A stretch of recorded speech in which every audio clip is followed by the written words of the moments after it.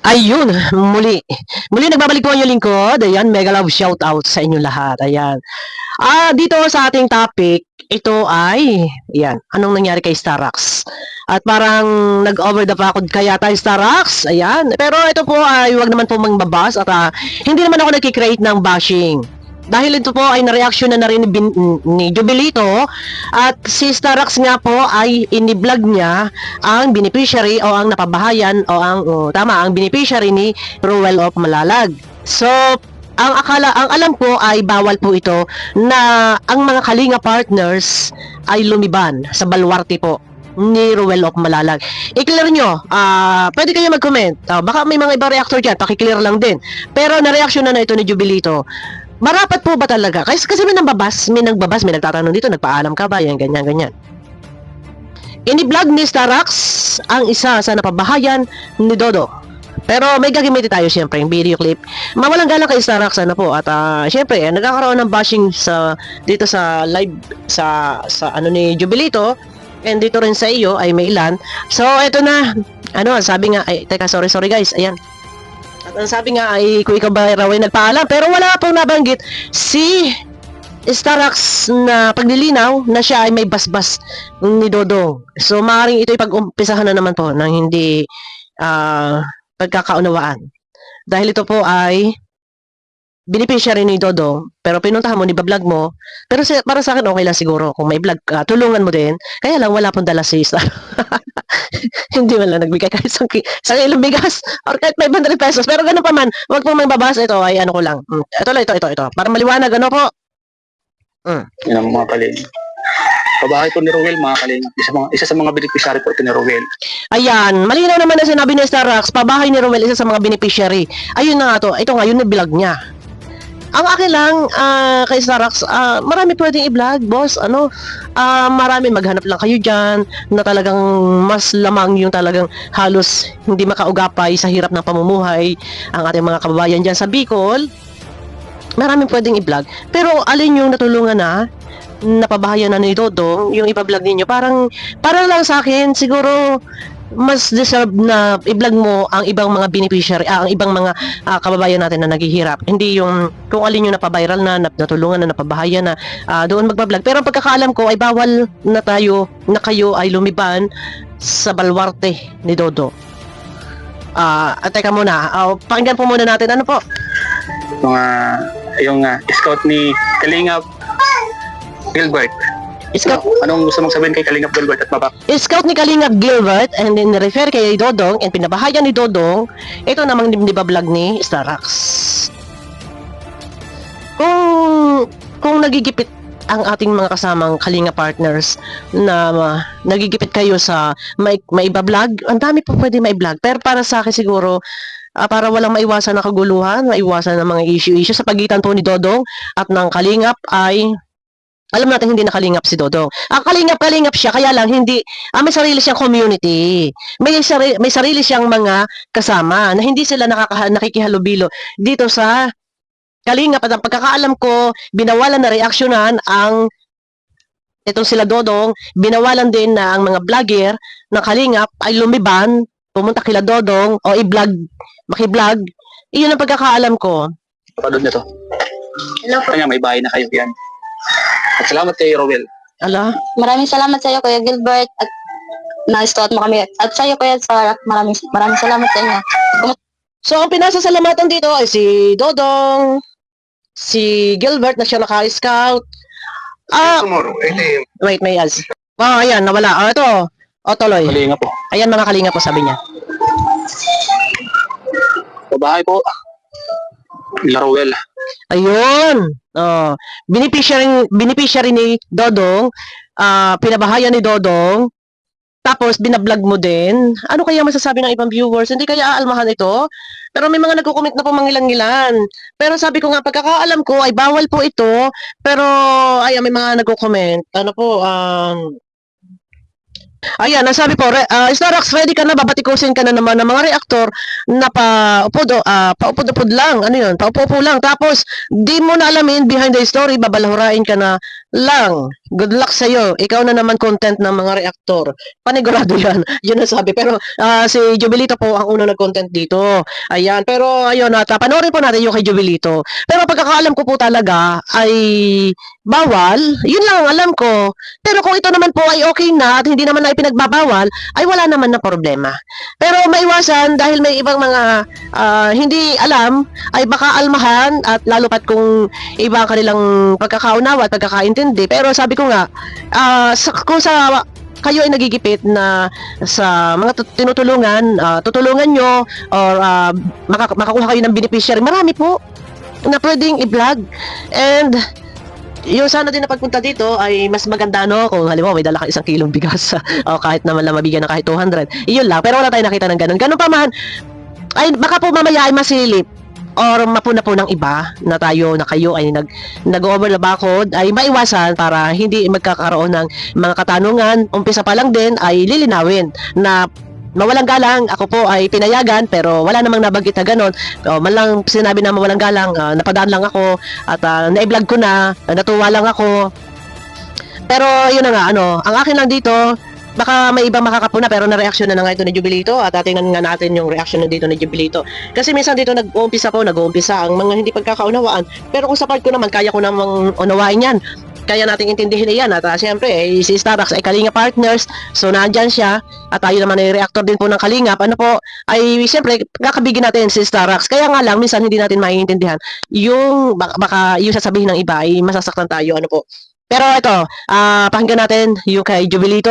Ano ang kanyang opinion patungkol dito sa ginawa ni Starrox na ini-vlog yung pinabahayan ni Dodong, yung beneficiary ni Dodong, yung tinulungan ni Dodong ay binablog ni Starrox. Ito guys, pakinggan muna natin si Jubilito po. Wait. Buhay dahil nga po napabahayan nitong si Dodong Roel. Okay. At may mga supporters, si Dodong Roel, hindi naman po lahat, Hindi lahat. mga Kalingap at Kabagis, ang tinatanong, kini-question, ito pong si Starrox, Oh, yeah. bakit nga po ikinontent Like content. ito pong beneficiaries Ni Dodong. Roel, Okay. mga Kalingap at Kabagis. Okay. Hindi naman po lahat, pero Yeah. kung titignan nyo po Hindi sa lahat. comment section ng video upload ni Starrox, mas marami po yung pong natutuwa, no? Mas marami ang natutuwa o baka naman nididelete ni Starrox yung mga negative. Kasi may nakikita ko doon, patingin ko wala na. Baka naman dinidelete ni Starrox yung mga negative, yung mga kumukontra. Pero ito, tuloy. Na binisita po ni Starrox. no? Okay. Parang welfare check yung Okay, ginawa ni okay. Starrox doon po sa pamilyang yun. Okay. Marami po ang natutuwa at yun nga po. May ibang umalma. At meron din naman po na mangilan-ilan, maahalingap at kabagis na ika nga ay, yun nga po, kagaya ng sinabi ko kanina, Question. Doon wala akong masyadong nakikita doon kay Starrox. Baka nga naman binubura. Pero dito sa iyo, ang mga comment dito, eto, umakyat ka sa bundok, Starrox. Ayan. Dami doon matutulungan na mahirap at walang makain. I-content mo. Ayan.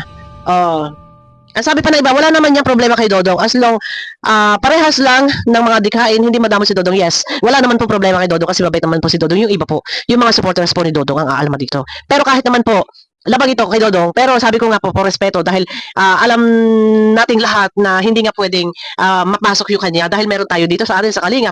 Yung kay Dodong, alam nyo yun, yung supporters, sa pagitan ng supporters versus supporters, doon nagkakaroon ng tension. Ayan. Ayan, alam naman pa thank you nga at nabisita ni Starrox ang layo na ni Roel Matubang. Ayan, maliit na bagay huwag nang palakihin. Yun ang sabi nila. Yun. Dito meron mga mangilan-ngilan din. May part dyan si Starrox kasi siya siya ang daan para mabili yung lupa. Ayun. Kumbaga sabi niya may part daw doon si Starrox at siya ang nagdaan para mabili yung lupa. Yes, opo. Pero yun nga pagkakaalam ko talaga ay bawal ang alam ko. So tuloy muna. yung pagkukontent Okay. ni Starrox, mga Kalingap at Kabagis. Meron pa nag-comment dito, namumulot yan eh. Minsan madalas na kay Nanay Nora at sa family ni Carla, vlogger na si Carla. Mahilig mahilig daw manulot po si Starrox o namumulot ng mga beneficiary o ng ay yun nga po ang magiging mahirap dito. Di ka talaga nakakaintindi. Wala ka na ba may content? Ayun yung nag-reply dito kay Jubilito. Dito po sa pamilyang ito. Okay? So pag-usapan lang po natin mga Kalingap at Kabagis, no? ito po bang si Starax ay mayroong ikangay karapatan Ayan. na i-vlog? Yun ang tanong, may karapatan ba siyang i-vlog? Pero ayun nga po, may nagko-comment, kumbaga parang si Starax ang naging daan kung kaya nabili yung yung lupa na yun dahil si Starax. So, may connection. Pwede. Pwede kung ganun din lang po na si Starax ay may connection doon, siya ang nakabili siya ang nagturo ng lupa na yun. So, wala namang problema yun. Pero mas maganda, may umpisa pa lang, may explanation. O guys, ganito, ganon, ganyan, ganito. Huwag po kayo mag-alala, huwag po kayo mangbabas. Ayun, dapat yon para maiwasan yung iba na, iba yung, alam nyo na, iba yung isip ng iba. Hindi ko nila lahat yung ibang mga supporters dyan. Kila Dodong, iba sa kanila, wag lang di masagi ay nag-iingay, nagliligalig. Hindi ka po nila lahat. Pero kung hindi naman po kayo yun, wag pong aalma, ano po. Ito pong beneficiaries. May karapatan ni ba? Roel Malalag. Si... Pangalawa, mga kalingap at kabagis, ito po bang si Starax ay may pahintulot? Yun. Ikangay, ito po ba May karapatan ba na i-vlog at may pahintulot? nagpaalam Okay. kay Dodong Roel para i-content ang kanyang beneficiary? Okay, yan ang mga tanong. At pangatlo po, mga Okay. kalingap at kabagis, May pangatlo ay pa. ano ang ganansyang makukuha ni Starax sa pagkukontent po dito po sa pamilyang ito? Yun.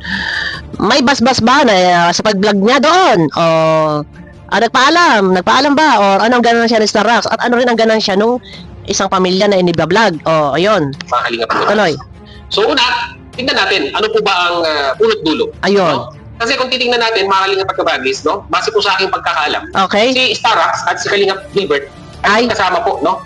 Nung ito po ay Nabili yung lupa. na-scout ni Kalingap Gilbert. Nagkasama nung na-scout ni Kalingap Gilbert. So, magkasama? So, porket magkasama pwede na i-vlog? Teka. So technically, mga kalingap at kabagis, ang naka-scout po Si Gilbert. ito ay si Kalingap Gilbert. Okay? Kumbaga, in-refer niya lang po.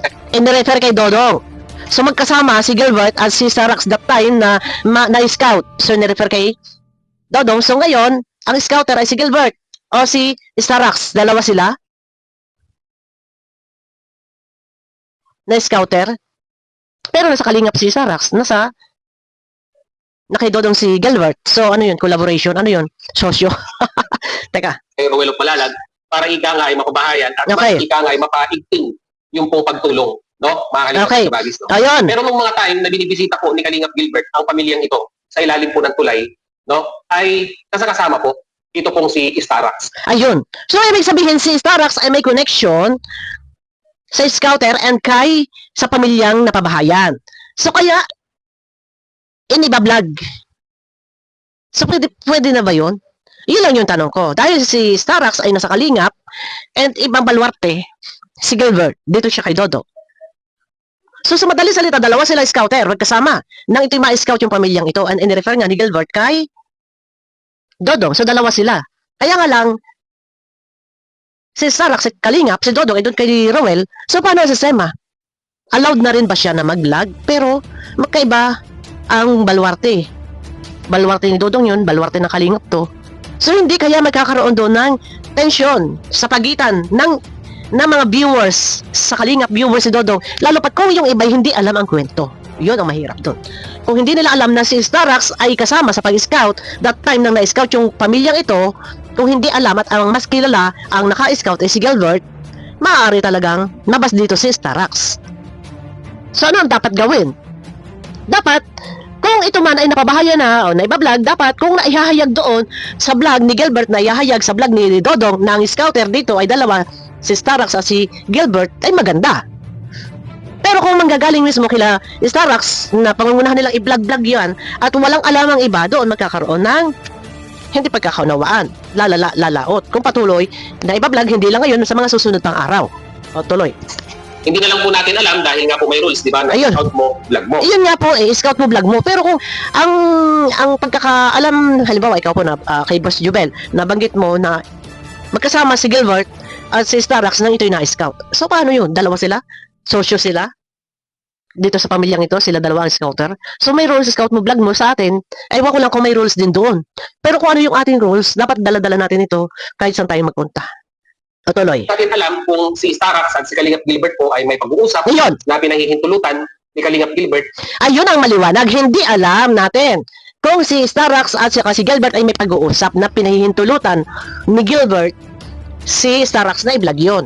Pero ang pagkakaalam ko, once na ang isang scouter ay merong na-scout, at ito ay nirefer na kay Dodong, so kay Dodong yun. So, ang may karapatan lang doon is yung scouter. Pero depende din kung pinapayagan nga ni Gilbert si Starax na i-vlog.